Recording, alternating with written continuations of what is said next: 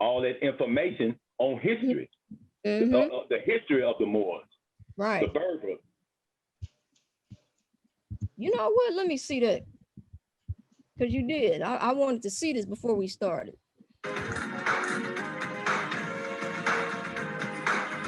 Let's see. Now, the first place to have significant non-Black populations would have been Egypt and Libya. Certainly, there's a time period that the historians call the Second Intermediate Period in ancient Egypt, which is where we get the collapse of the Middle Kingdom, the collapse of your Amenemets and your Senusrets. Mm-hmm. And then Egypt is overran by Asiatics and the Hyksos. And depending on who you read, the Asiatics and the Hyksos were in power. Some people say for a couple of hundred years. I say for hundreds of years. And then from there, some of that population moved into Libya and began Caucasianizing the population of Libya. Yes. But the majority of Libyans still stayed Black even during that period, right? All right, then we get the sea peoples, as they're called, Right. people coming in from the sea. The Mediterranean. Yeah. And then they attack Egypt during the time of Ramesses III. That's pretty much the what are you explaining is pretty much about how the reason why Egypt is so bleached out to this very day in these places. Right. And Morocco. And Morocco. And Maghreb. Yeah, all of that, all northern Africa and basically southern Europe or whatever, the Mediterranean, all of that. Right. But before we get into it, we were talking about the Saracen Hotel and the Saracen River. Was it the river, Faye? Mm-hmm. It was that river. I'm trying to find it. I'd like to know what the hell made them call it that. That's what I'm trying to figure out. Saracens, that's Islamic, Saracens. No, I'm saying I'm wondering why would they call the hotel that? Oh yeah, the Saracen Casino and Hotel, right? Because I was watching on Netflix that show what is it, Nightfall, and I kept noticing the cat that was supposed to be the Moor, who was in there fighting with him. They kept calling him a Saracen. Mm-hmm. Then I looked it up, and they said this is what Christians would refer to Islamic Arabs as back in those days. Right. Correct. And so in Pine Bluff, we forget, the UAPB was an agricultural school. That was a hub of a lot of Moors down there. That's why. Mm-hmm. Sure is. UAPB of Pine Bluff, the agriculture, agriculture and something else, isn't it? Isn't it another agriculture and I think it might just be agriculture, but I thought it was something else, another name to it. But anyway, Cam, yeah, they put the Saracen Hotel down here in Pine Bluff, Arkansas, which ain't really 45 minutes from Little Rock, I think. But anyway, when I got to looking into it, I remembered that, didn't they just open up that hotel? And so when I went back doing the research, I was like, oh, okay. So they basically hinting that they know that there were Moors and are Moors still to this very day here in the South United States, in Arkansas, Mississippi, right, everywhere. All this land, Arkansas, Memphis, Mississippi, all of it was inhabited by those Aboriginal people. I mean, they even have history where they said Akhenaten actually came down through here. Yeah, exactly. So that's why when they had built that damn pyramid down there, they had I think that was Ramses they had down there. As tall as a statue of Ramses in front of it. And even where you at in M-Town in Memphis, I noticed we went to a field trip when I was in middle school, I believe. We went to the Memphis Zoo. And right as we arrived in Memphis, the first thing I remember seeing was that pyramid. And I'm thinking like, ain't that something that they got the pyramid sitting right on the Mississippi River? On the Nile. On the Nile, right. Like that brother, that Moor that was hooping and hollering in that video. He brought it up. Right. About the Mississippi being right there. That's the Nile River. Right. This is Barbara. Yeah. They know what they're doing. And they had that damn near 10-year battle of not even opening it after they had done completed construction on that pyramid and everything. They didn't even open it up. It's like, what? And then wind up selling it to redneck people can enjoy their joint. The one in Memphis that Right, the pyramid. The pyramid over there where okay, so that's where they started the dog track racing. No, the dog track racing over there in Arkansas. Oh, okay. So as soon as you cross the bridge and you get off the expressway, I mean the big ass pyramid is sitting right there down there close to Mud Island, right there on the river. Yeah, I believe the last time I passed through Memphis was what 2-3 years ago, and I noticed that it didn't look like it was open. The lights didn't look like they were on or anything. The parking lot was empty. No, they argued and debated after the completion of the damn thing for several years, and then it stayed closed for several years. Damn near 10 years, I think. Really? All the taxpayers' money and all that shit went to building that place, bringing that statue, putting that statue there, and then they finally these redneck people down here finally decided, no, we ain't gonna open it as a pyramid and as a tribute to ancient Egypt or whatever. And they wind up taking the statue down and transforming that junk to that damn sports thing that they got now. Okay, so that's why you never hear people talking about that place that much. That right. explains that. Okay. Because right. I noticed you never hear people talk like, hey, yo, let's go, when we go here to Memphis in May, let's stop by here and see what, what they got to do, what's going on. I never hear anybody talking about that, but I always hear people want to go to Memphis in May, but nobody ever says nothing about the pyramid. Millions of dollars spent on that damn place. Millions of our taxpaying dollars. And they wasted it. It's a damn shame. It's a damn shame. Again, I'm still wondering why they would name that casino the Saracen, but knowing what we know now is our Moorish history, we understand why they named it that. Because it's the same, they said Columbus, when he got to the Mississippi, was it Columbus? He seen nothing but Moors all up and down the Mississippi River. Or was that DeSoto? I can't remember.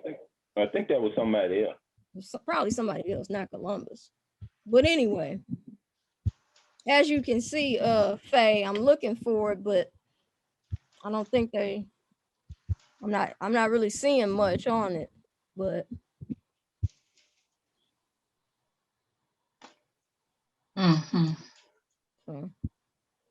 but yeah. But anyway, y'all, let's see. That's what we got to get into. Oral statements.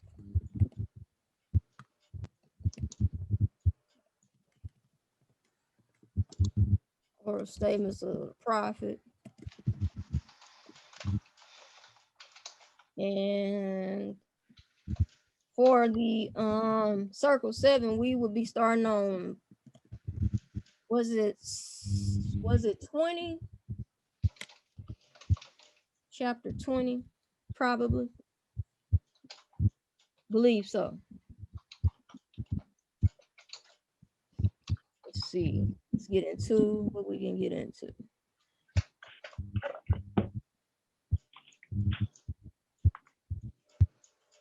What is that? 6, 16, 17, 18. Find it real quick. That would be 19. Ravina. Epilogue. So y'all already went over 17 and 18, huh? Yeah, I think but the last place we stopped was the epilogue for the chapter. So we finished. Yeah, okay. So we finished the epilogue. So we should be on 20. The holy instruction, warnings for all. Did we read that? It will be 20, I believe. Okay, hold on. Let me find 20.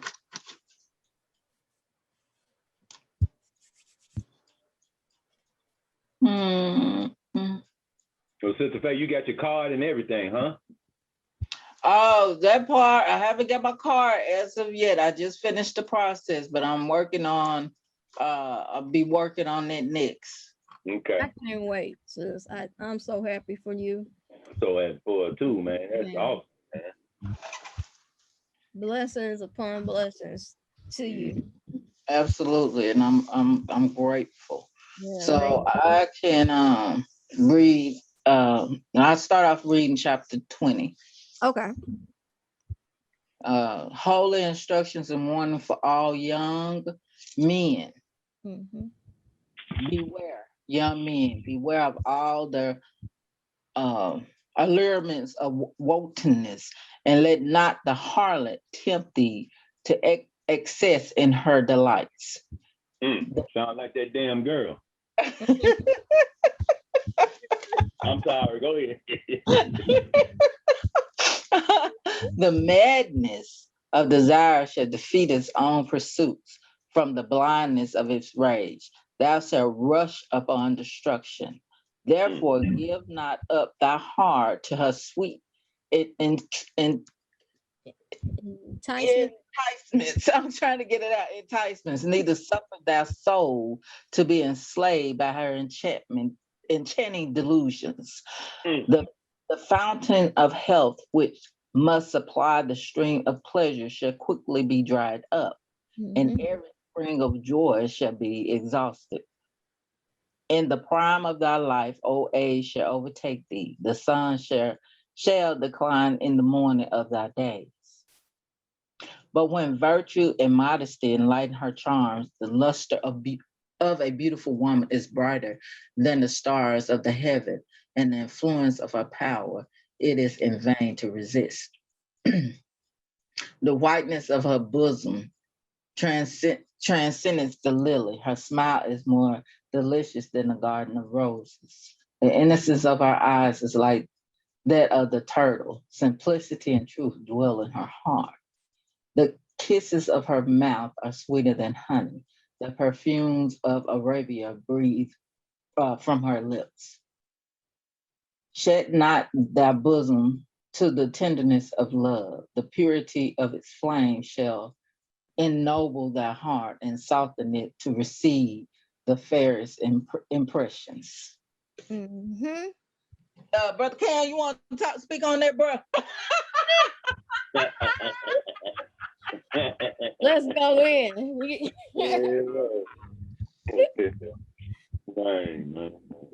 got a little time if you want, Cam. I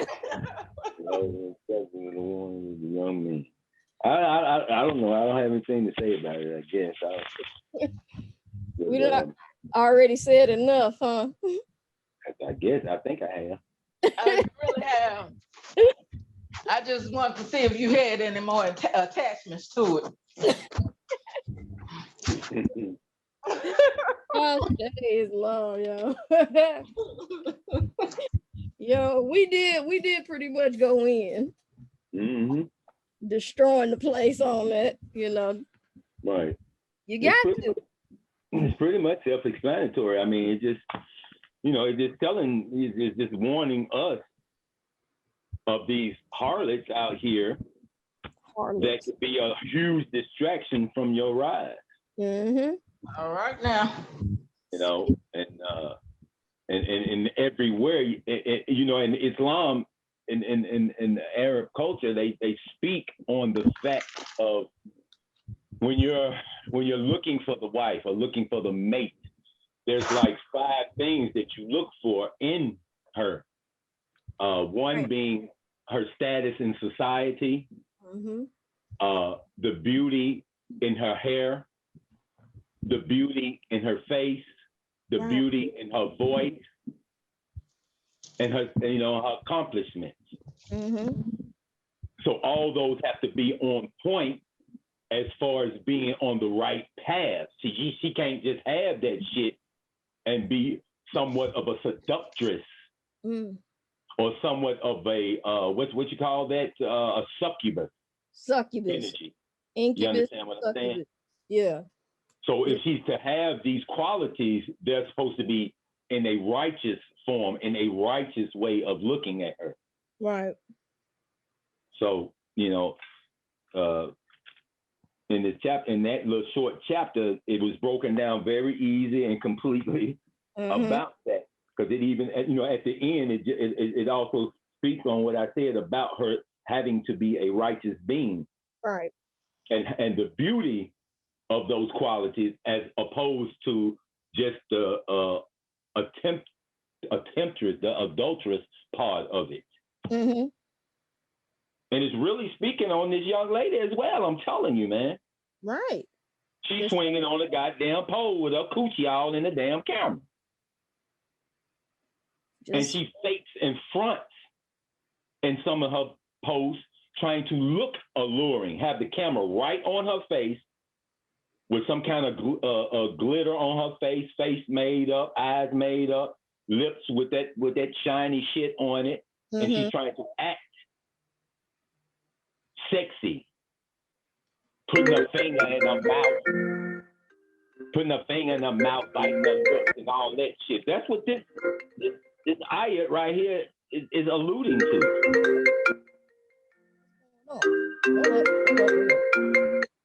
Somebody blowing you up, man. That's Oliver. What's good, bro? Hello? Is he there? Can you hear me? Can you hear me?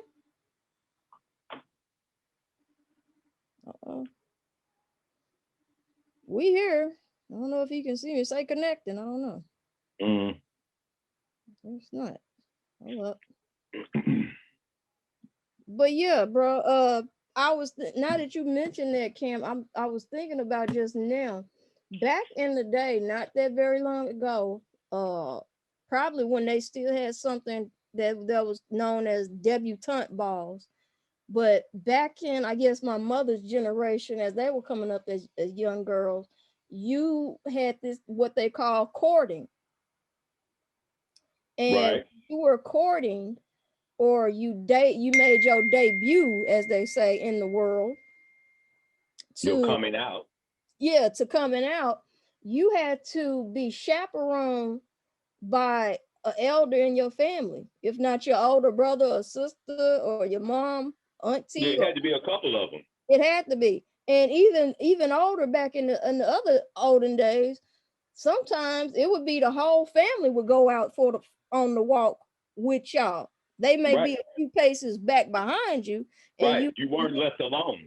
Right. And you and your sweetheart that you sweet on, you know, is in front a few paces, but the whole family, if need be, would be out there. And that was to ensure that you were a young woman that was still pure. Yeah, they were protecting the chastity of the woman. Right. Protecting that, because back then, I don't know where that disappeared in the water or you know, faded away, washed away at what point. I'm still a little confused on it.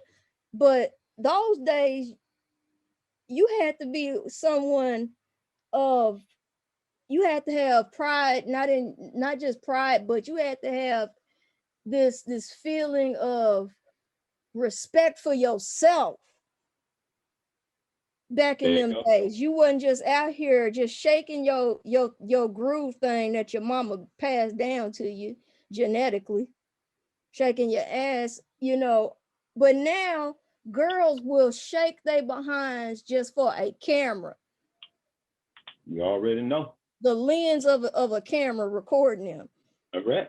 And when you went to those debutante balls, you didn't see what you didn't need to see. Right. The dressing was modest. Right. Moorish women are to dress in a modest fashion. Right. And as I'm noticing, as you saying that, Cam, I'm trying to get back into researching the habits that we as women, Moorish women, how do we dress as Moorish, Moabite, Muslim women out in the world? Where is that that line of respect for us in our dress? How are we really supposed to be out here presenting ourselves to the world? Because my mother raised me as this. Growing up, when I was a teenager, before I would leave the house to go to school, my mom would make sure I had my clothes dressed neatly on me. I couldn't walk out the house with my clothes wrinkled, no food on my clothes, nothing. My mother was not having it.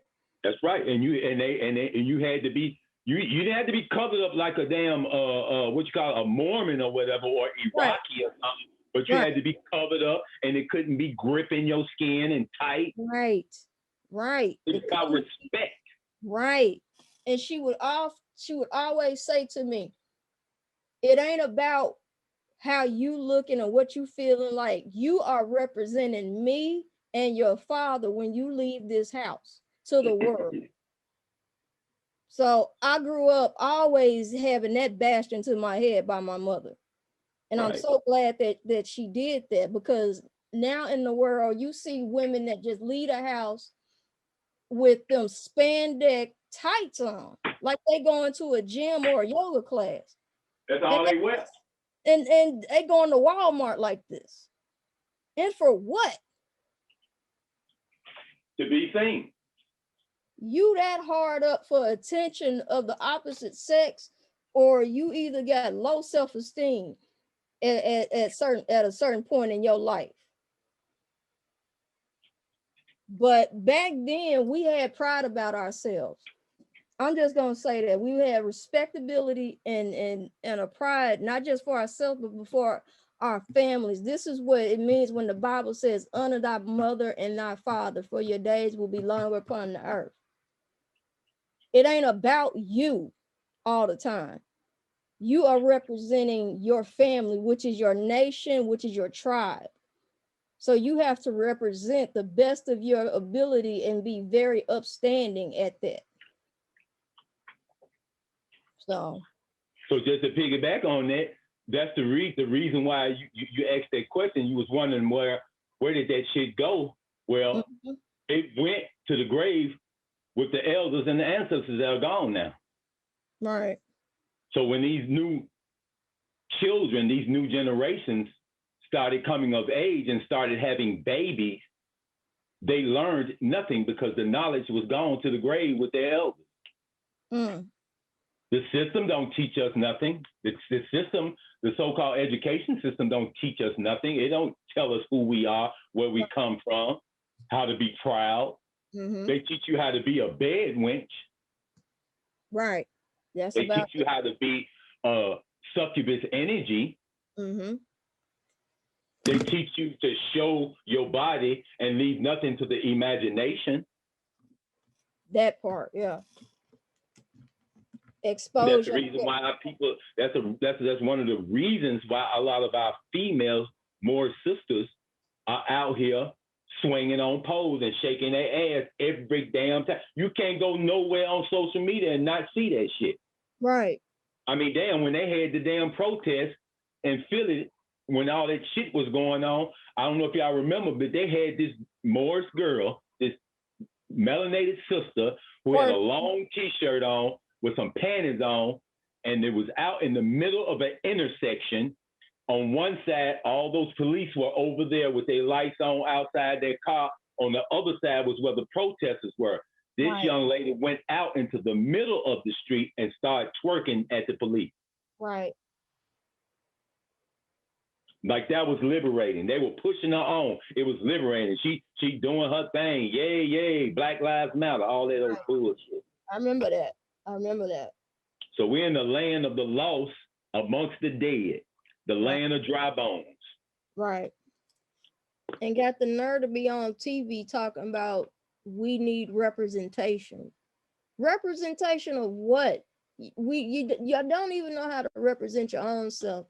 They ain't repping nothing but foolishness. They repping the matrix. They repping foolishness. They repping the agenda of the colonizer. Right. Which brings me back to the other point of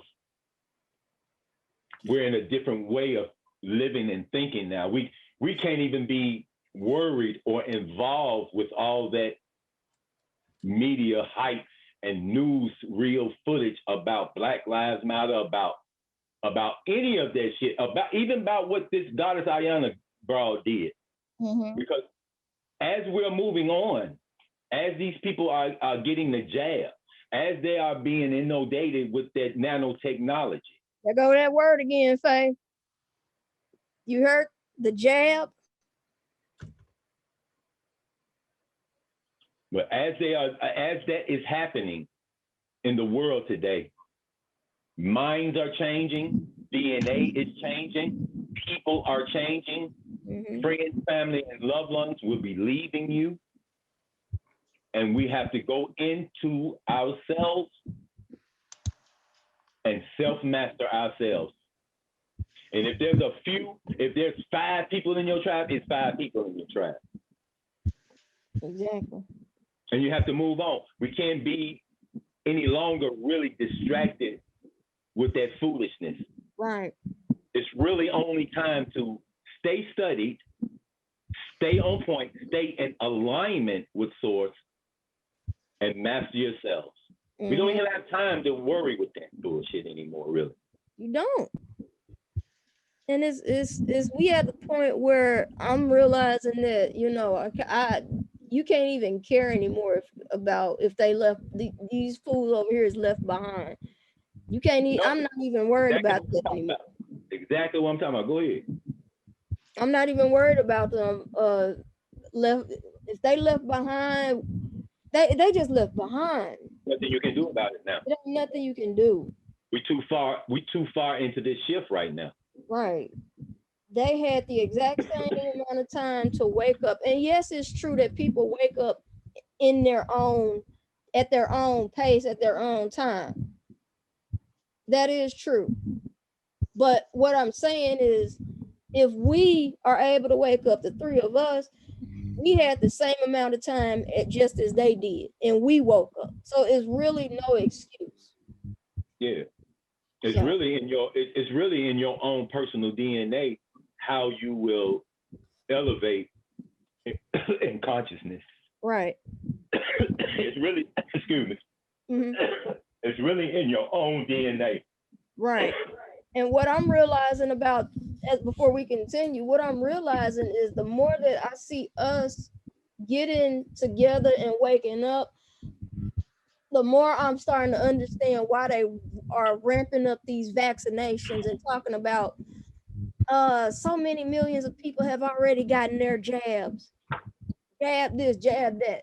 The more I'm understanding that these jabs, these vaccines, they're not here to cure no COVID. These vaccines are here to hinder people from waking up and being able to wake up and have certain things click in their head that's there to wake them up and be the alarm system for them to wake up. I really believe that these vaccines that they giving people and people are running to get their jab, I really believe that this is what they are really doing. Is there to somehow alter you into your own stupidity even further. Well, that's just a theory. And it goes back also to the fact that you're gonna have to. This is very critical and crucial right now. You're really gonna have to be on top of your health. Right. You really got to be on top of your health, man. Right. Because these people are being hit with that thing, and because of that, because they have that nanotechnology in them. Right. What do you think? You want to be in a room or in a home or in a house or making love to someone or kissing someone that has had that jab? Hell no. What do you think is going to happen to you? Right. Certain people are already dying days after they take it. So what does that tell people? That tells me that the reason that some of these people are dying is certain things that they have in their body, because everybody is different, right, with their body. But it's something in some of these people that when they take this vaccine, it's triggering something within you that's making you so sick, and the next thing you know, you dead in your sleep. that technology is not a joke. It's something that could get in, even a test. Right. You know, that's what they pushing up in your goddamn penile gland. Mm-hmm. You know what I'm saying? Now these people might be out here in the world. You have to go shop. You got to go get some gas. You got to go places. Period. Right. So when you're going into these little closed places to do that, it would be wise to have that something covering your face. Right. And your nose. Right. And as a precaution, what I have done, I have created sprays created out of essential oils that I put, because see, I wear, well, I don't have it on, but you know, I wear bandanas. I don't wear them damn masks. Right, right. Same I as wear that. bandanas. Yeah. And so my bandanas are all sprayed with this, and I'm talking about like tea tree oil, eucalyptus oil, rosemary, lavender, and I got in a spray bottle, and I keep these my face covering sprayed with that. So if I'm breathing that in. Right, right. You understand what I'm saying? Right. Yeah. You may want to start selling that. I buy one from you. Yeah, I you know, it's an idea, but you know, just like everything else, I mean, my money is funny and my credit won't get it. So that's you know, the very first, what I'm actually saving for is to get my paperwork taken care of and whatnot. Right, right. So you know, in selling those, I have to buy supplies and all that shit. But just a few of my personal friends, I have given it to them and told them that, you know, because this is an added protection. Right, right. You know what I'm saying? Right. And when you get home after going out, especially if you've been out for a while out in the world, you want to come home and you want to do the hot water, boiling hot water with the lime peels, the lemon peels, the orange peels in the water with some essential oil in it. Put a pop towel over your head and breathe that shit in for about 15 minutes or so. That's a good idea. That's a great idea. This foul air, this so-called this chemtrail pollution. Yeah, all these things, because you know the chemtrails ain't nothing but nanotechnology as well. Right, right. Smart dust that we're breathing in every day. Right. And they hadn't stopped that. Mm-hmm. So you want to clear and cleanse your whole respiratory system once you get into the crib. Right. I also have humidifiers with that essential oil that burns in the house. Puts the moisture in there, puts those essential oils in there. So that's what we're breathing. It's also killing bacteria that may be in the air. Right. Right. So your health is very important now to be kept up, your immune system. If you're not eating right, if you're not eating good food, you ain't got to be a vegetarian, which you should be, but you got to be as plant-based as you possibly can be. You got to stop eating certain foods. You got to get your damn health up. Right. Your immune system will be compromised if you don't. Right, right. Gotcha. I'm gonna hit you up and we're gonna go over a list of the oils later on, and I'm gonna make a list and see if I can start finding this in stores and stuff and make it for myself. Right. That's a great idea. Right, because you know, as soon as I come out the store, before I get in the car, I get my spray bottle and clean my gloves. Because I don't go in there naked-handed, touching shit. Right. So I spray my gloves, clean my gloves. You know what I'm saying? Right. You know. So it's just too much shit out here, man. Right. Right. You're right. You're right. But if you keep your immune system up, if you try to live as close as an alkaline body as you possibly can, no disease is going to infiltrate your body. Right. Right. No disease. And that's real. Yeah, that's real. Let's get okay. Thank you for that, Brother Cam. Let's see. Got two more. Faye, you read that one. All right. I got 21 here. Okay. And I'll take over the last one. All right.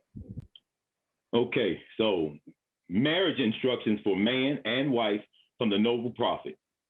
Give ear, fair daughter of love, to the instructions of prudence, and let the precepts of truth sink deep in thy heart.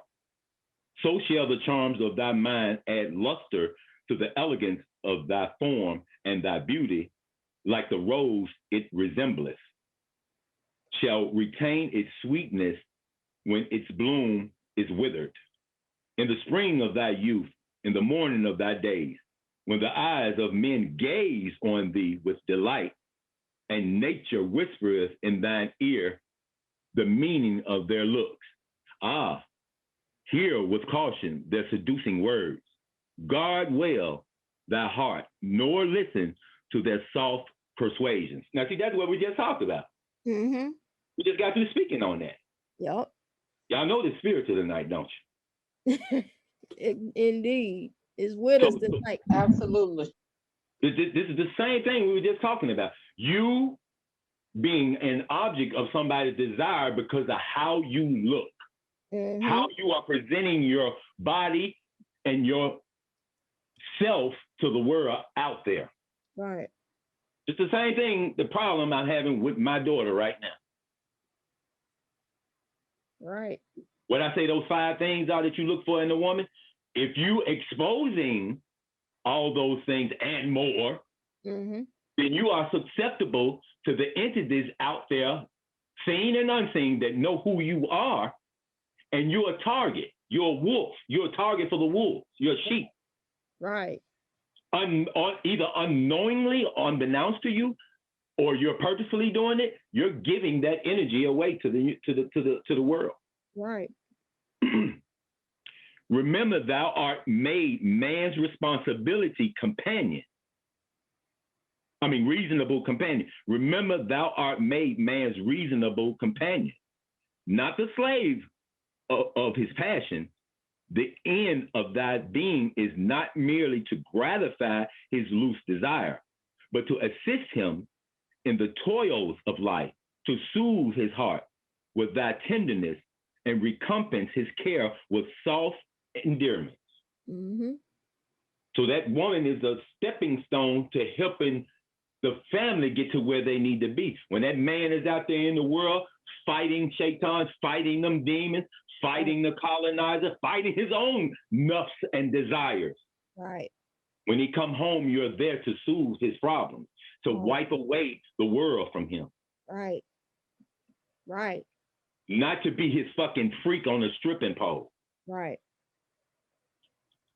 Who is she that winneth the heart of man, that subdueth him to love and reigneth in his beast? Lo, yonder, she walketh in maiden sweetness, with innocence in her mind, and modesty on her cheek. Her hand seeketh employment, her foot delighteth not in gabble abroad. That's what I was talking about. All this is what we've been talking about. Exactly. It's on it tonight. She is clothed with neatness. She is fed with temperance. Humility and meekness are as a crown of glory cycling her head. That crown on top of the head, that halo, that glow that's in every picture depicted by Jesus. On her tongue dwelleth music. The sweetness of honey floweth from her lips. Decency is in all her words. In her answers are mildness and truth. Submission and obedience are the lessons of her life, and peace and happiness are her rewards. So submitting is not a thing that you look at as you being a slave. Right. Submission and obedience is your cooperation in his righteousness to raise your family. Right. And her reward is the goodness that comes from that. Right. Before her steps walketh prudence, and virtue attendeth at her right hand. Her eye speaketh softness and love. but discretion with a script sitteth on her brow. The tongue of the licentious is dumb in her presence.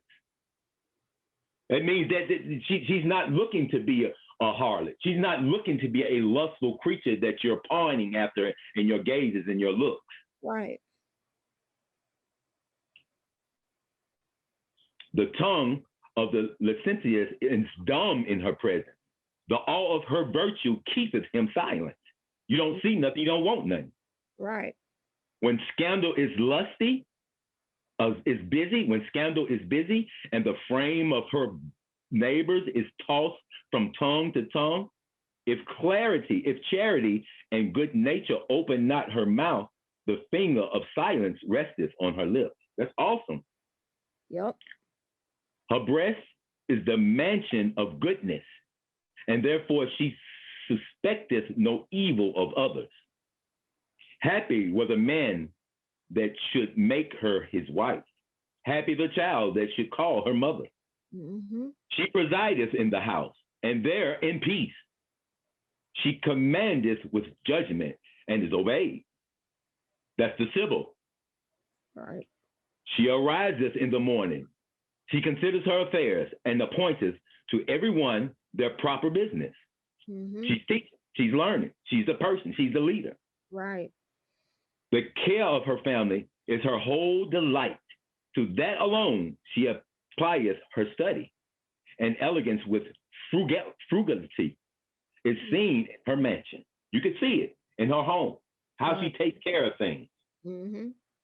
The prudence of her management is an honor to her husband.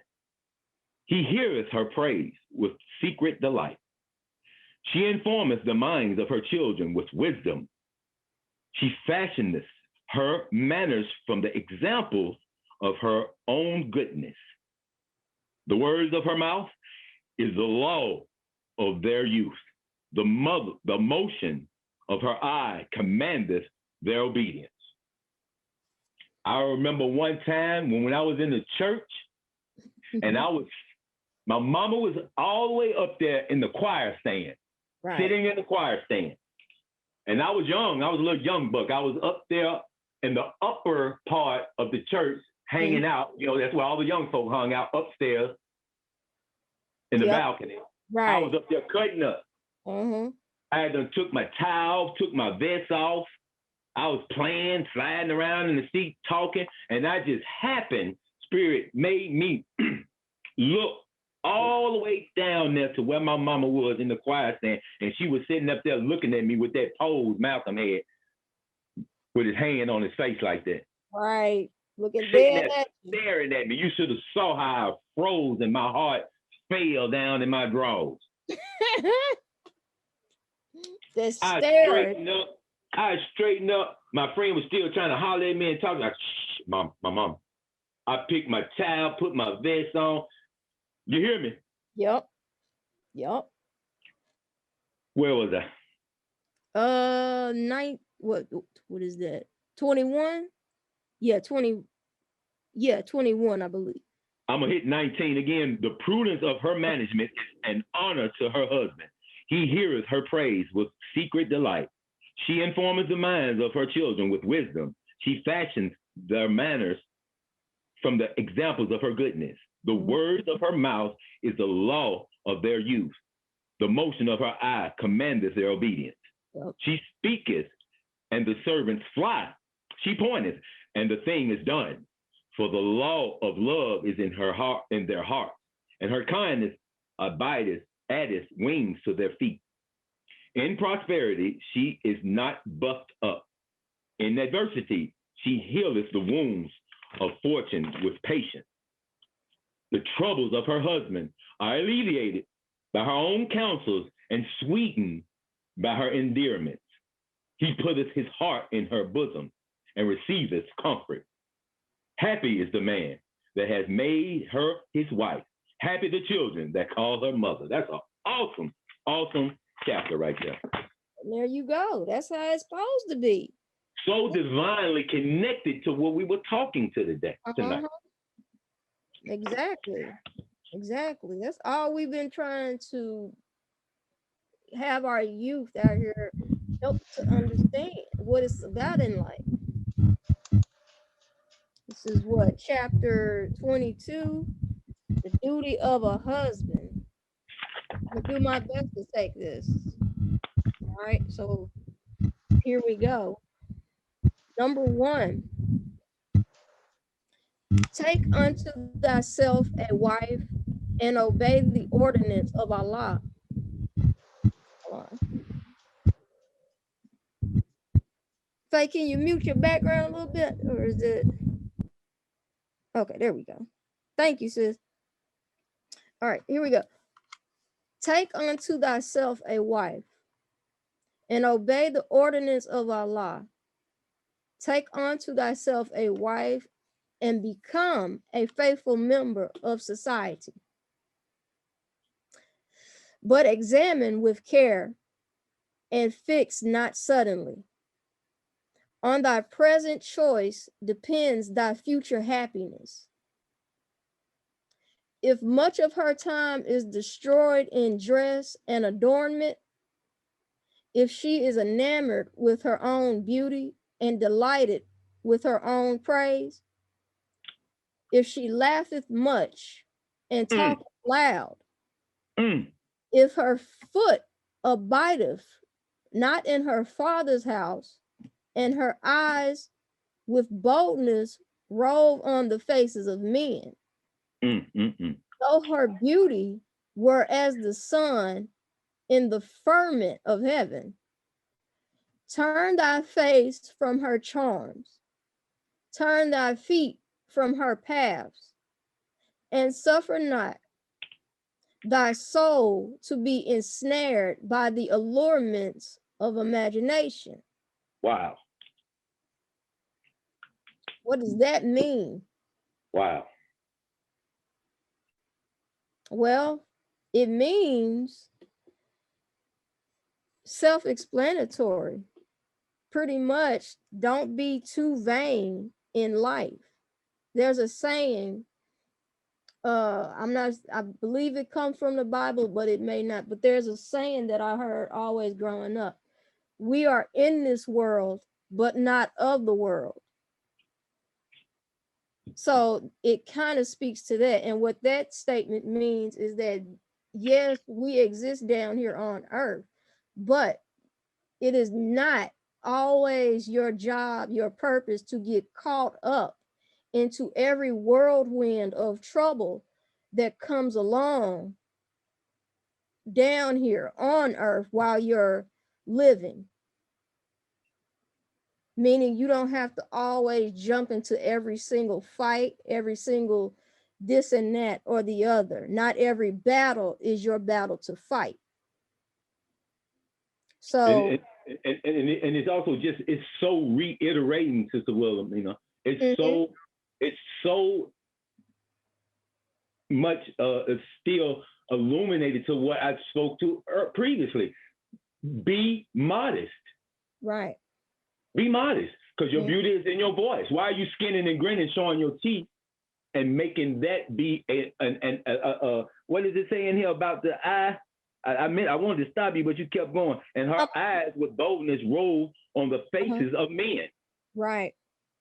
They looking at you. They see you when you're not looking. Right. Being modest is Islamic. Right. My bad. You good. You good. I'm glad you even helped to speak up on that and help clarify that for us. Thank you. I mean, in dress and adornment, this is so hitting on that about how you should carry yourself when you go out into the world. The world ain't a place for you to be seen. A world is a place for you to go out there, conduct business, and come back to your castle, to your home, to your fortress. Right. How you present yourself to the world is how you are able to get your business done in the world. Exactly. And these foul ass men and these niggas would take you seriously if you perform that way. But if you skinning and grinning and laughing and playing with your hair, they see an opportunity in that. Right. And the vulture's gonna come after you. Right. But if you conduct yourself like a civil, like a leader, and looking at that food in its face with your, you don't have to have your eyebrows coming together in a mean fashion, but you do have to look like a warrior person. Right. Not a seductress. Okay, go ahead, Sister Wilson. You good. Thank you for that. Thank you. Number 4. Yeah, number 4. But when thou findest sensibility of heart, joined with softness of manners and accomplished mind, with a form agreeable to thy fancy, take her home to thy house. She is worthy to be thy friend, thy companion in life, the wife of thy bosom. What they're saying is self-explanatory. You find a woman that is not advertising herself to the entire world, but she is willing to let you and only you, your eyes only, see her in a way that the rest of the world does not have an advantage and access to seeing her. That's right. That means make her your wife.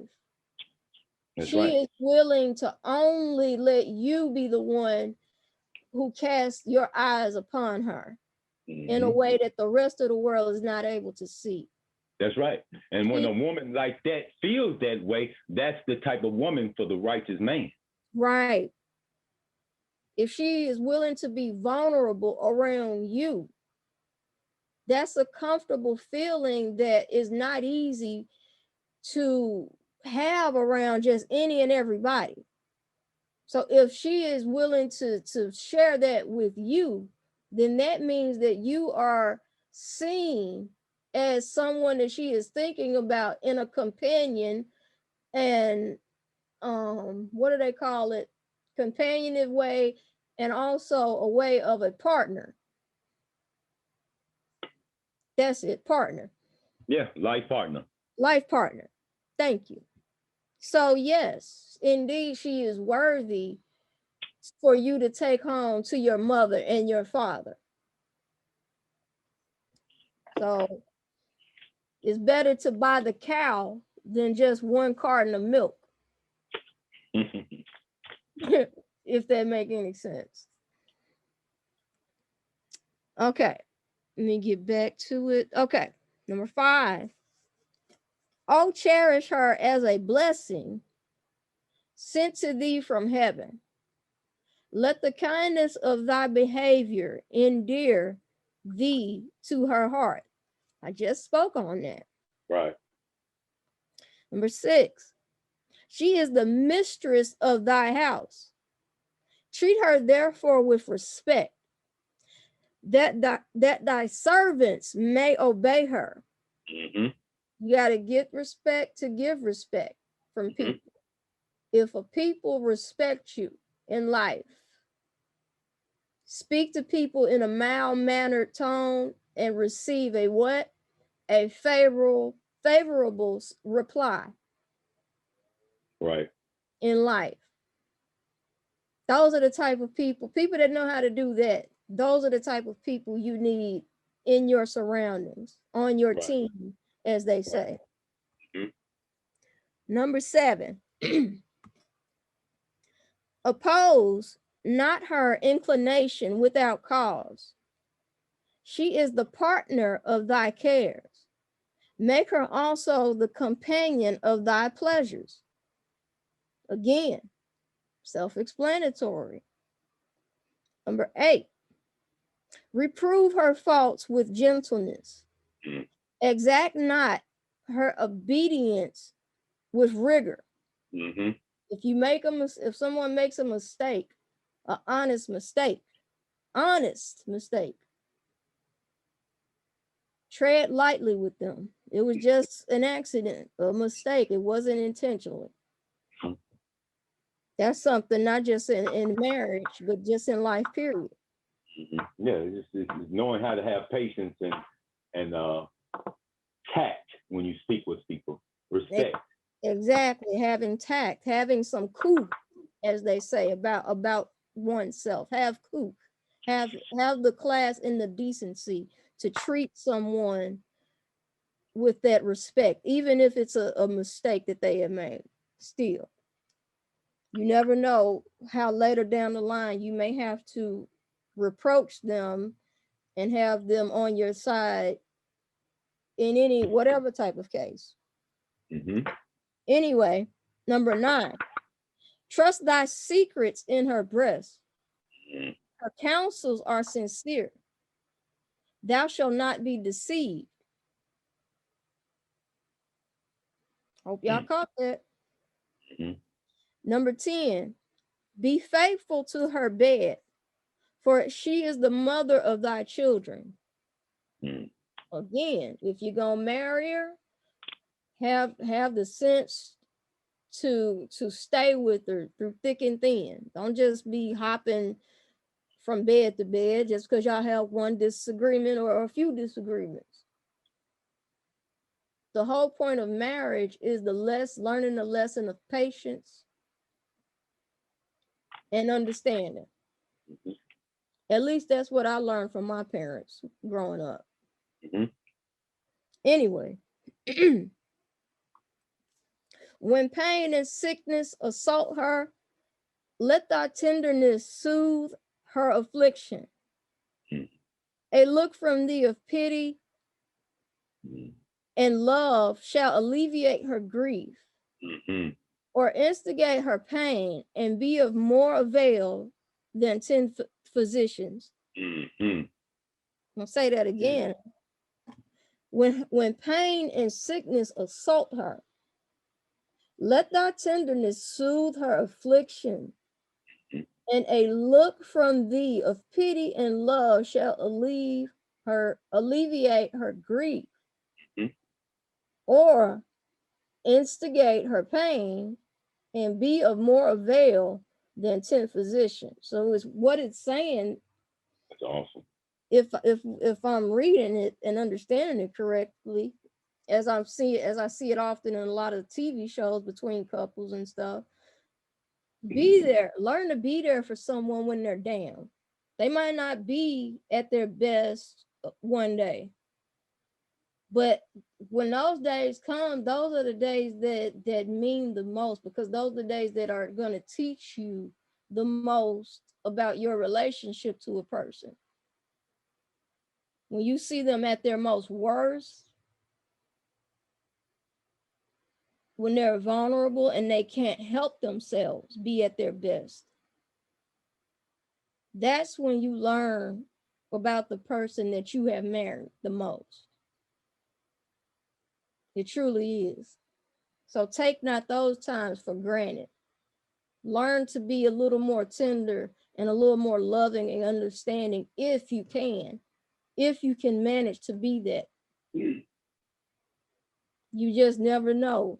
When you do that, you may help them get better. You may help be the cause of their healing. So just take time to be a little kind and tender when you can, whenever you see the one that you love and that you have married, when they are down on their worst day. Man, I really have learned a lot from my mother and father in their marriage. Good Lord, listen to me. Man. Anyway. And just look at that little last sentence, man. I just want to look from thee of pity and love shall alleviate her grief. Just how you look at that woman, your mate, how you look at her. That's a vibration. That's an energy that she feels. She knows you love her and you got her. Yes. And it said that it will or instigate her pain and be of more avail than 10 physicians. Than 10, yes. Because of that energy, because of that frequency that she feels that comes from you, that's healing right there. Right. That's what I'm saying. Yeah. So when we pick and mates, we have the instructions on how to do that right here. Right. Yeah, one more verse, sis. Yes. Number 12. Thank you. 12. Consider thy tenderness of her sex, the delicacy of her frame, and be not severe to her weakness, but remember thine own imperfections. Wow. That's love right there. Man. That's love. That's what they're saying in this verse right here, this 12th verse. This is the explanation of what love truly means. Like if you were to look up the word love in a dictionary, this wouldn't be, written out as the definition, but it should be down there. It should be down there as a footnote. It should be there as a footnote or some type of written expression, because this is explaining what love is. This is what it is. People, there's a saying, I can show you, you can lead a horse to water, but you can't make them drink. I can show you, but I can't walk for you. Consider. Right. Consider the tenderness of her sex. Right. The delicacy of her frame. Mm-hmm. And be not severe in her weakness, but remember thine own imperfection. Right. This is something that judge not, or you shall be judged. Right. Look at the man in the mirror. Right. Be careful when you're correcting shit. Be careful of how you speak and how you talk, because you're not perfect yourself. Damn, right there. And that's it. That's right. That's it, Cam. That's it. What Brother Cam just said, that sums it up. This is what love is. When it comes to learning how to love a person, you ain't gonna find it in no movie or no book or nothing. You have to. This is something you have to walk by. What is it? Walk by faith and not by sight. Wait. Walk by faith and not by sight. I think I had it backwards, excuse me. But what I'm saying is that, you have to experience it for yourself. You have to go through those emotions for yourself. That's how because, our way of caring for and loving each other as Moors is not the European way. Right. See, we learn love and sex from him. Mm-hmm. We learned that shit from him, and we learned it the wrong way. Right. I remember how I used to try to keep my girl, my young daughter. Uh-huh. I remember how I had to stop her from reading fictional love story novels from Europeans. Right. Because I knew what that was going to do to her psyche, right, and how that was going to teach her how to so-called love and have relationships. Right. All in the wrong way. Right. It's not realistic. We had an actual fight as a young child. She had never bucked at me before. But when I said something about getting rid of those books, she went ballistic. What? It was because of the entrainment, because she had already been reading them. Right. And she had then fell in love with these stories and that imaginative, superficial way of life that she was thinking she was learning about love and relationships. Right. So she cared for those books so much, and she didn't want to stop reading those books. Right. Now, I thought that I had broken that down to her afterward, and she understood and everything about how you really should be having a relationship and what does a relationship consist of. When should you actually be trying to even think about relationship? Right. So our concept of love is not actually love and romance. Right. That's European shit.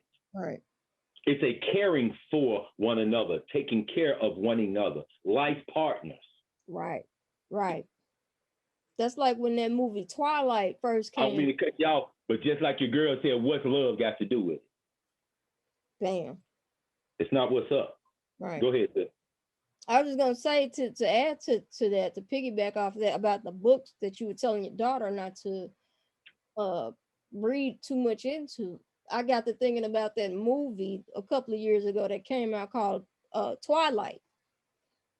And it was about these white kids being vampires and all this and that. And it was somehow it was seen as a love story. And that was one of the books, brother, Sister Wilhelmina. I figured that was one of the books. I figured it was, because I remember that whole book series, how popular it was. It was like after the whole Harry Potter thing, and then suddenly this came on. So I had a feeling that it probably was one of those type of books when you said that. That whole movie or book series or whatever, I couldn't understand what was so fascinating about it. But now you fully understand what I'm talking about. Me trying to get some goddamn books away from her. Right. Wasn't that even a movie, a show or something? Yeah, it was a movie. They made several movies, I believe, about that. Right.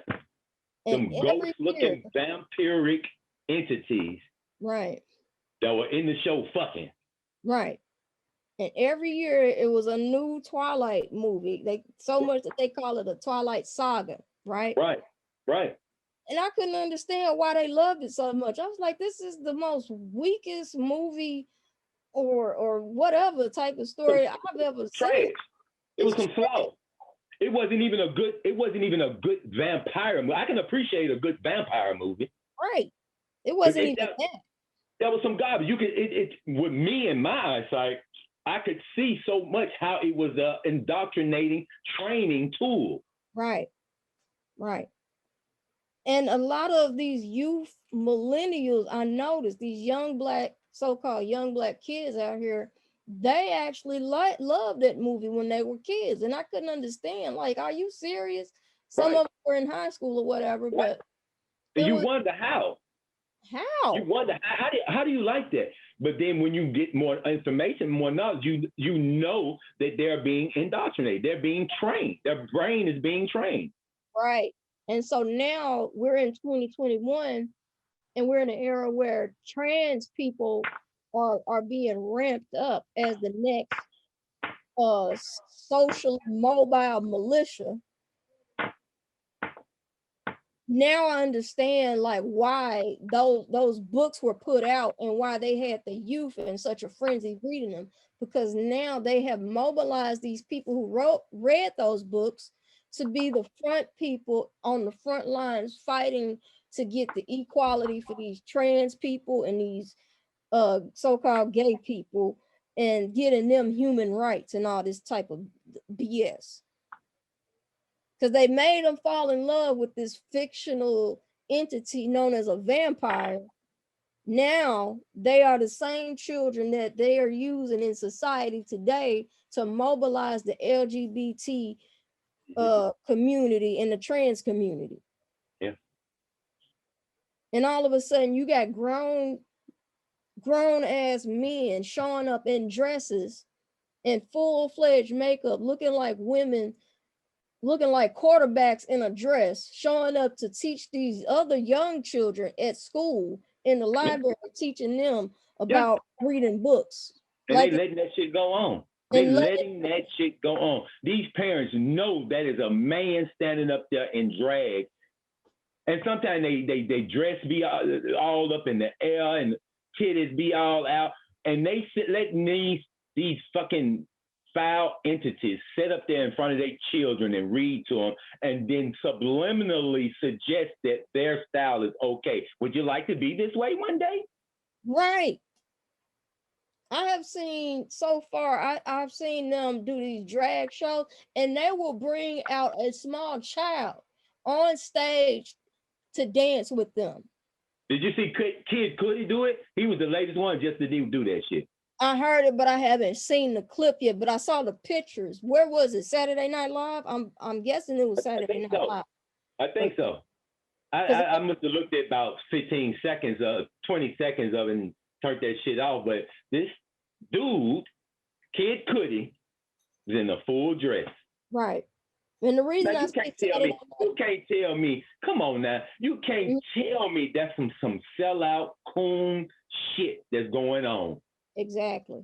This nigga ain't never thought about putting no damn dress on. Why would you do that anyway? What is the whole thing? Tell me, why did you do that, Kid Cudi? What was it about? What message was you trying to get over? Right. What are you trying to tell the people by getting on national TV with a dress on thing? Right. And that's, you a paid troll. You got paid to do that shit. Right. That's just it's an like agenda. It's an agenda being pushed out here. Right. That's just like the guy from Maroon 5. I told I told you about this a few days ago when it had happened, I think. This guy, Adam Levine from the group Maroon 5. We all know that group, right? Maroon 5. This is him with his wife and their 2 daughters. Wow. Look what at are that y'all shit. getting as men? This is what I want to know. What are y'all getting out of this? Now you said, who is this cat? Adam Levine from Maroon 5. What's Maroon 5? Maroon 5 is the rock group. They have he's on that NBC show called The Voice. Okay, but he plays in a rock band. And it's called it's called Maroon 5. Let me see. So now they got him. Now he putting a dress on. Right. I'm wondering, what are they getting out of all of this as a group? I mean, as men. Back in the day, I don't know. Do y'all remember Flip Wilson? Yeah, Geraldine. Yeah. My mother talks about that all the time. Right. So when I was little, when I was growing up, he used to be on other people's show, but then he finally came out with his own show, Flip Wilson's show. Right. So he played Geraldine a lot. Mm-hmm. And I used to sit there looking at that, and I would be wondering, why is that man dressed up like a woman? Right.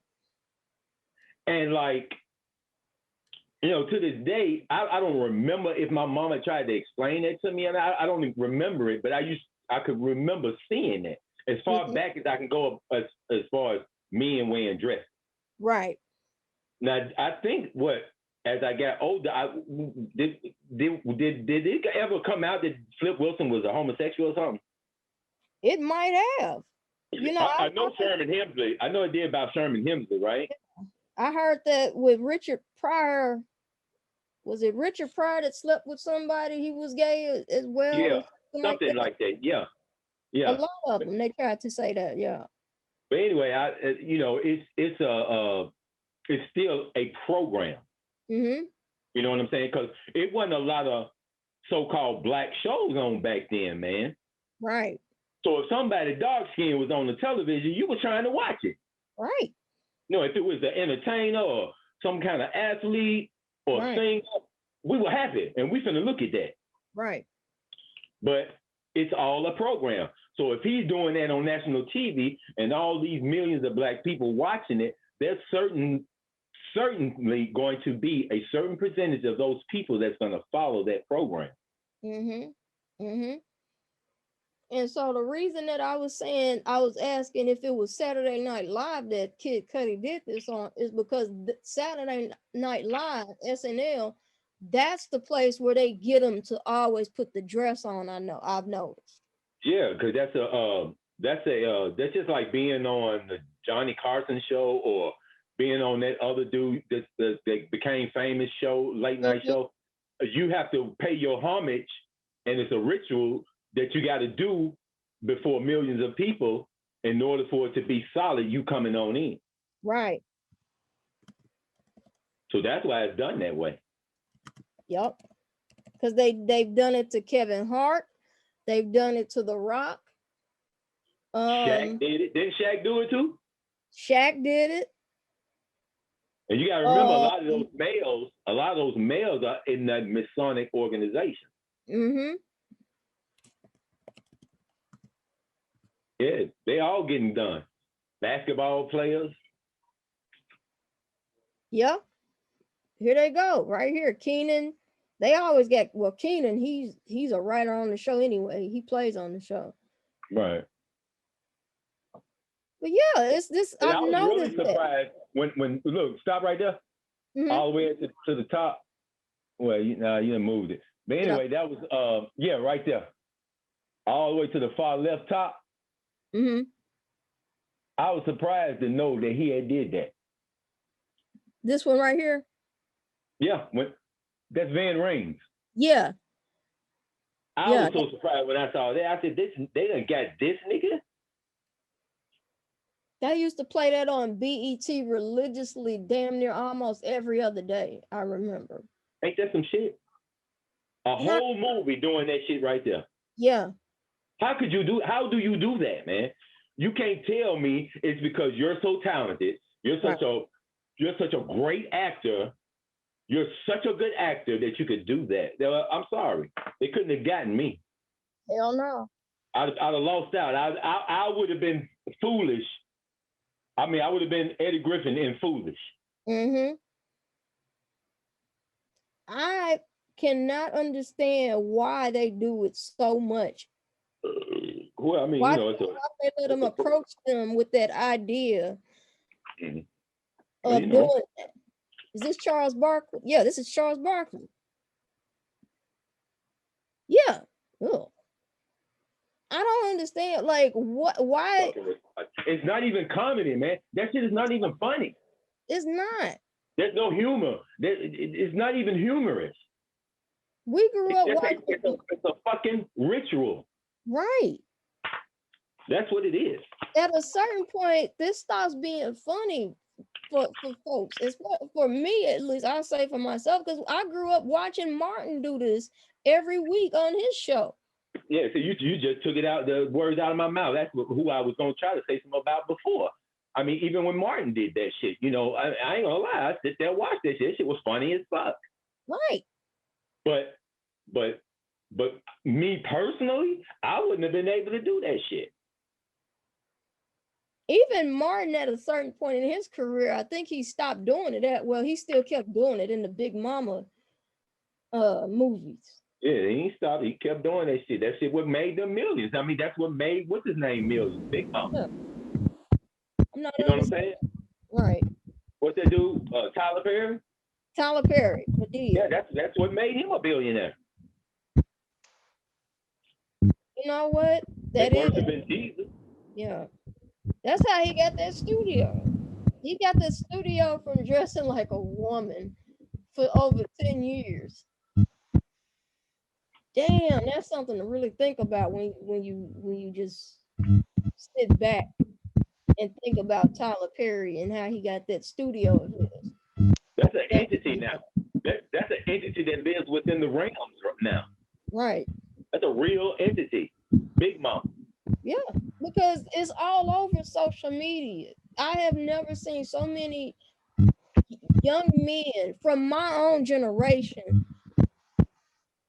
go on their pages and start doing skits pretending to be women. But it's so many of them. So that's why we got to guard ourselves and protect ourselves out here. Be up on your spiritual aspects, because it's a spiritual war that we're in, and it's coming and hitting you at all sides, up, down, front, left, right, side. So you have to be protected and you have to be ready. That's why I'm just so upset about not being able to reach my daughter, to get her to understand that this house that we're in over here is your training ground, preparing you for war out there in the world. Right. As it should be. That's what the home, that's what the mother and father have responsibility of making the home. I say all the time how when you become a parent, the mother and father are the child's first teachers that they ever meet in their life. This is war out here. It's a war, and it truly is a war, and I had to experience it's a war of several. I'm sorry. It's a war of several levels. Mm-hmm. It's not, it's not just no one war where you running into rice patches trying to kill those goons. Right.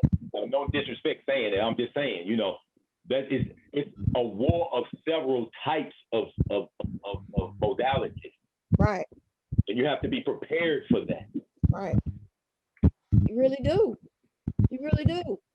It's a war out here, and I'm glad that even though it was effed up, when I was in elementary school, but I'm glad that they kind of got me as young and early as they did, because it opened my eyes from that point on to look at the world and look at them as people in a twofold fashion, and knowing the truth that some people out here got masks on and they fake people, and they clowns, and they'll do whatever they can to try to drag you down. I'm glad that I got an early education in that, because it's made me the person that you all know me as today, which is not to say I'm a rebel or anything, or revolutionary, but I'm just wise, and at least from what I have been through, I can be a warning and be a training person to help other brothers and sisters.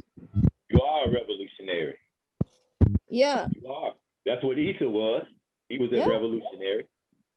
Sister Faye, what you want to add to that? Oh, I'm just sitting here listening. You're absolutely right on Issa. That's why he came. He came to free the people from these tyrants. You know, and the lies that they were perpetuating. Right. And to let the people know that the kingdom of heaven is within. That you don't need you be your own priest and your own king, you know, over yourself. And like that. And as far as the you know, the world is gone. The world, I really don't have comments about the world, because I understand that the world is gonna be the world. Right. And you can't save the world. You can't. Nope. You never could, and you're never gonna be able to do that. That's the task of the creator.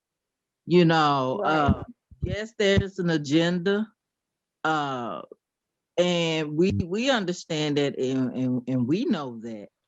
And it's just up to us to continue to study and guard ourselves against foolishness. I mean, y'all there? Can y'all hear me? Yeah. Stop. Uh-oh.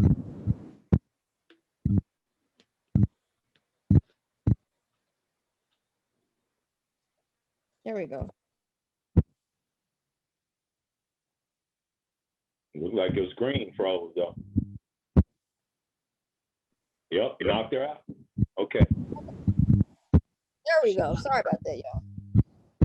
Froze me out. But yeah. Getting too deep. This Faye getting too deep over there. You try to shut you down, Sister Faye. They hate on us. They hate on us. But yeah, it's very much like that. You know, the world, I'm beginning to understand the world is not meant to be saved, and it never was for us in the first place. It's just a place where we come to learn as much as we can. I don't think that's the objective for us when we sent down here to change the world, make the world a better place. It's not possible. I don't think that's what the world exists for that. No, that's where those new age people making their mistake. They trying to be spiritual, but they want to save the world. Right. Like the person we've given them enough energy tonight. So-called spiritual people, you know, pole grafters and all that, things of that nature. Let me stop. Yeah. Well, everybody, we have to always remember and respect that everybody is in different phases of their spiritual journey. That's true. That's true. And we have to respect. Right.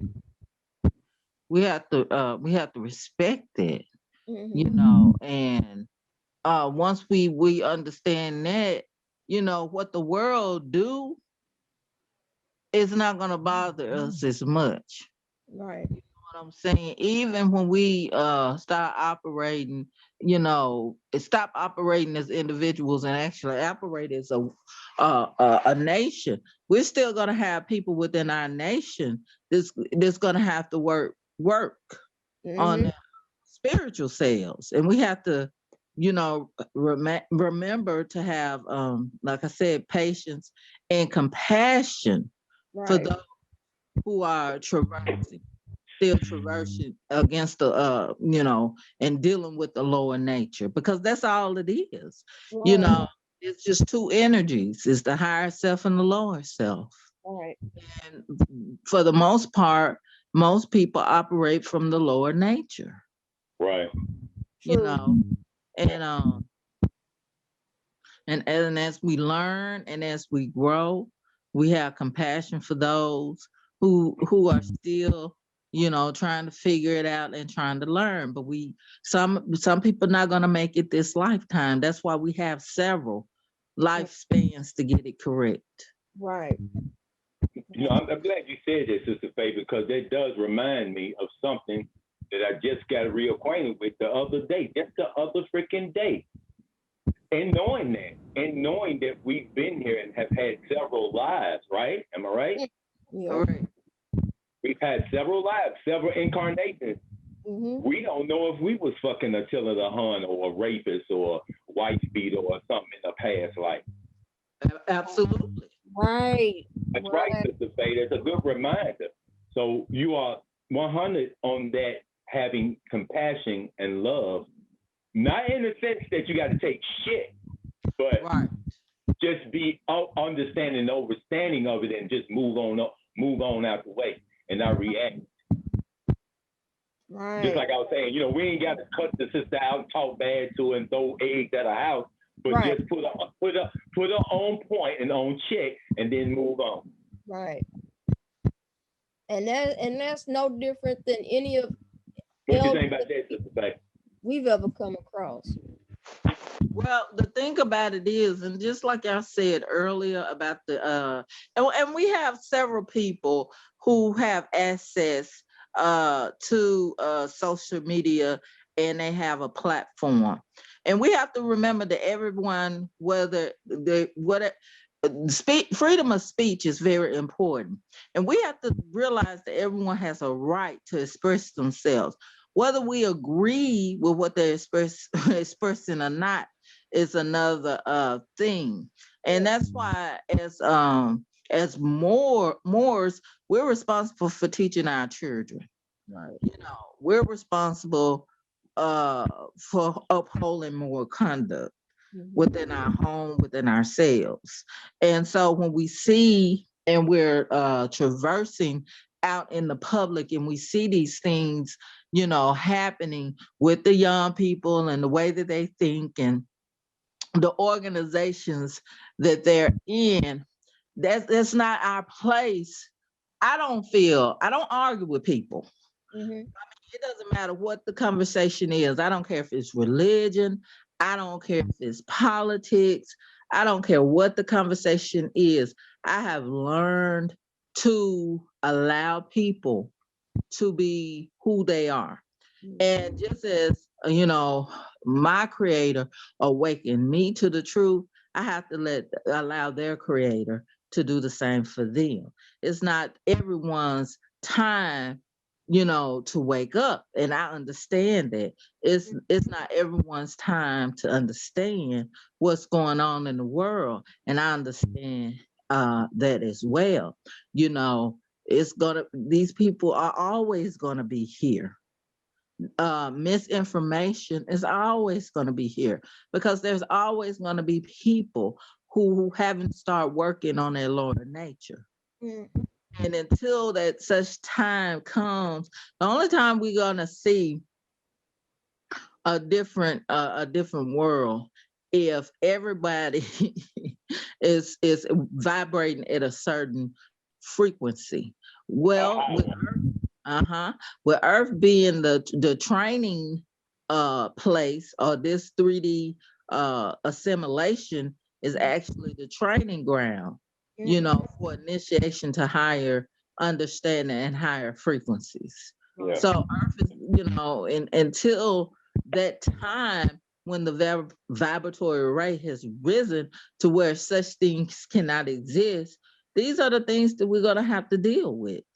You know, and I don't get mad about it anymore. I mean, I understand what y'all talking about, but you know, I've learned, you know, and I just have compassion for these people, whether they speaking a truth that they feel or they are perpetuating an agenda. Either way, I have compassion for them, because if that's the truth that they know, then whatever they're saying is real to them.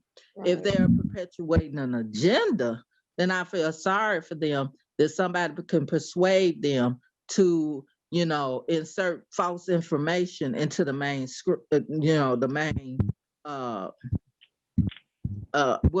in public, you know, are willing to do that for a fee. And I think that's sad, you know what I'm saying? Well said, right. You know, so I just, you know, I sit back and you know, I listen, and I only speak when I'm asked a question.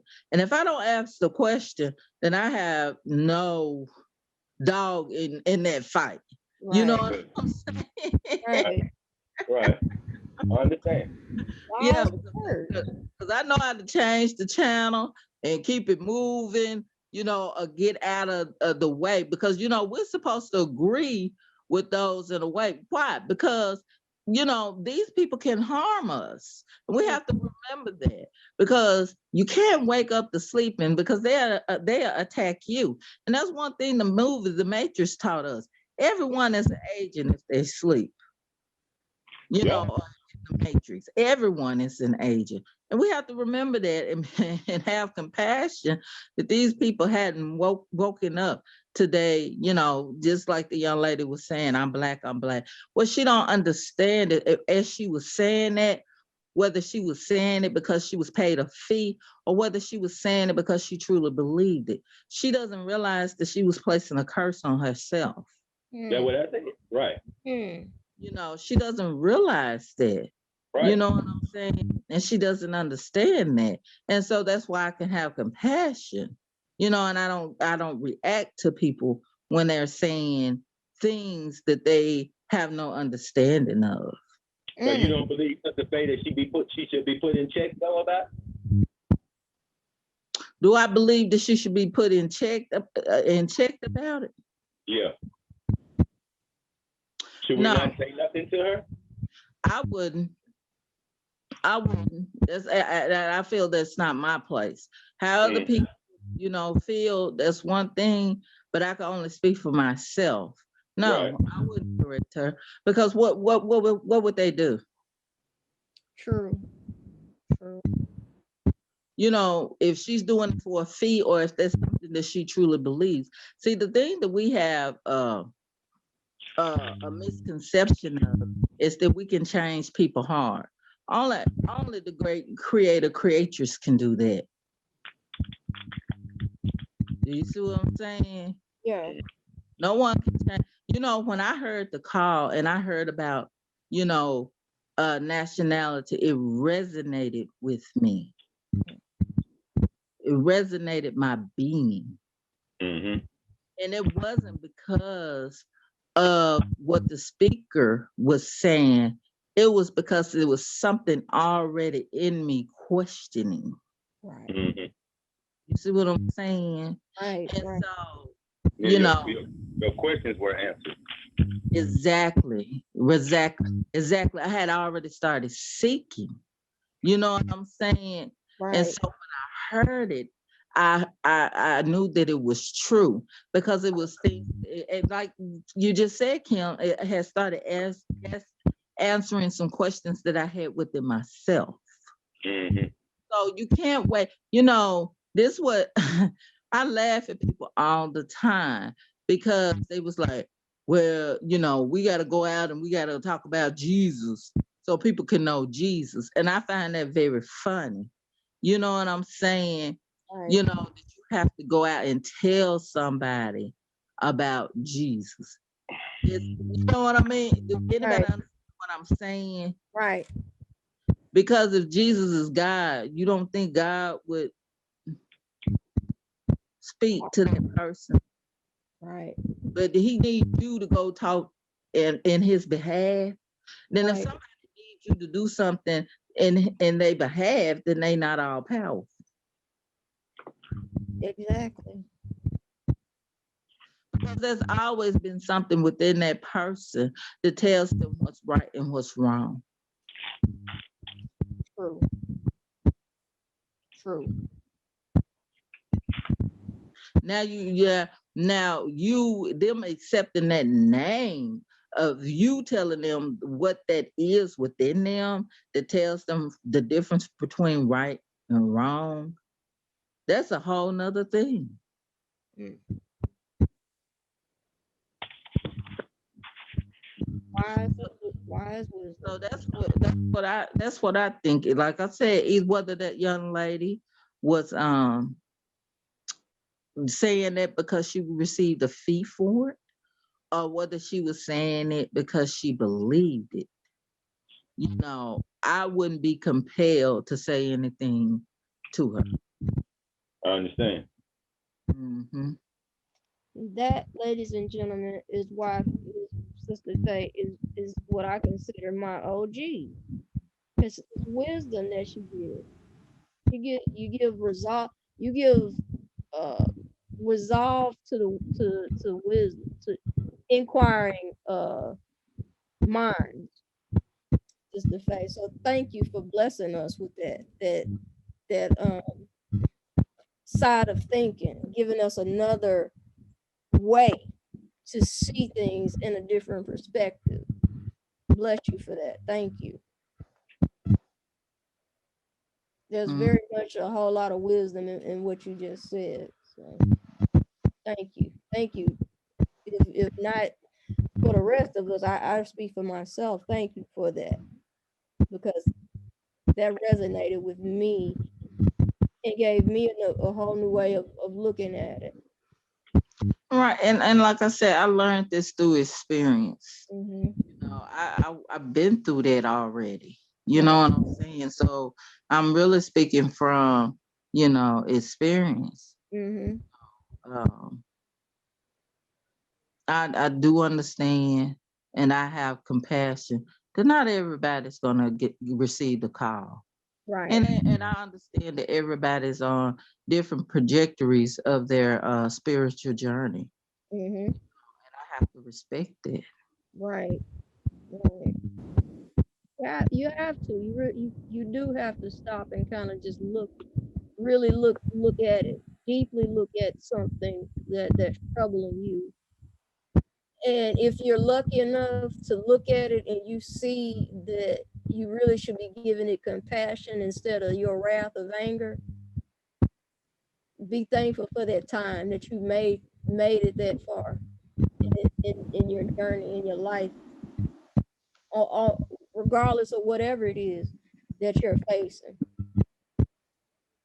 That's the beauty of getting wisdom for yourself. So thank you for that, Faye. Thank you once again. All right. So what? 11:15 officially. So probably 12. 11:50. Yes, 11:15. So it's probably 12 for you, Cam. Or wait. Is it 12 for you? You on the other side of the Mississippi? It's 11:15. It's 11:15. Okay. So you on the same time as me and Faye. Okay, cool. Well, yeah. This was a great night. How y'all feel? That's before we close out. Great night. Great.